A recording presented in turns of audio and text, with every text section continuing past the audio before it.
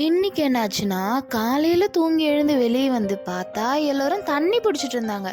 அங்க தான் தண்ணி புடிக்கிறாங்க. இங்க ஏன் தண்ணி வந்துட்டுருக்குன்னு பார்த்தா, இந்த ரோடு போது இல்லையா? அங்க அடியில வந்து பழுப்பு இருக்காமா. அந்த பழுப்புல இருந்து தண்ணி லீக் ஆகிட்டு இருக்கு போல. இத பார்க்கும்போது நல்லா அழகா தான் இருக்கு. ஆனா வாட்டர் வேஸ்ட் ஆகுது இல்லையா? அத பார்க்கும்போது தான் கொஞ்சம் கஷ்டமா இருக்கு. பாருங்களேன், எவ்வளோ அழகா இருக்கு. நீர் அனைத்து உயிரினங்களுக்கும் இன்றியமையாத ஒரு மூலமாக தான் இருக்கு. மனிதர்களாக இருந்தாலும் சரி, விலங்குகளாக இருந்தாலும் சரி, தாவரங்களாக இருந்தாலும் சரி, உயிர் வாழ்வதற்கு நீர் தேவை.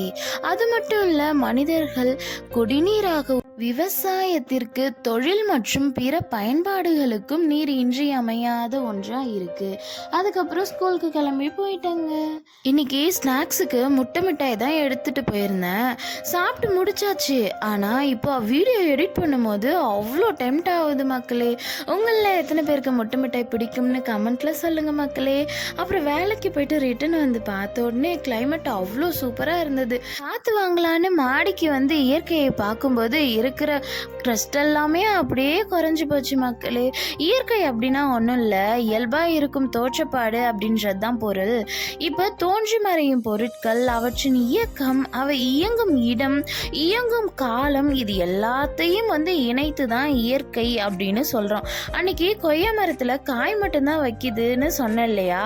இப்போ என்னடானா பூ, அப்புறம் பிஞ்சு, இது எல்லாமே விட்டு இருந்ததுங்க. ஆனால் காலையில் பார்க்கும்போது பழம் பழுத்து இருந்தது. நான் இப்போ பார்க்கும்போது பழமே இல்லை. அப்புறமேட்டுக்கு பார்த்தா 2 பழம் இருந்தது. அதை நாளைக்கு ஸ்நாக்ஸுக்கு கொண்டு போகலான்னு சொல்லிட்டு அப்படியே விட்டுட்டேன் மக்களே.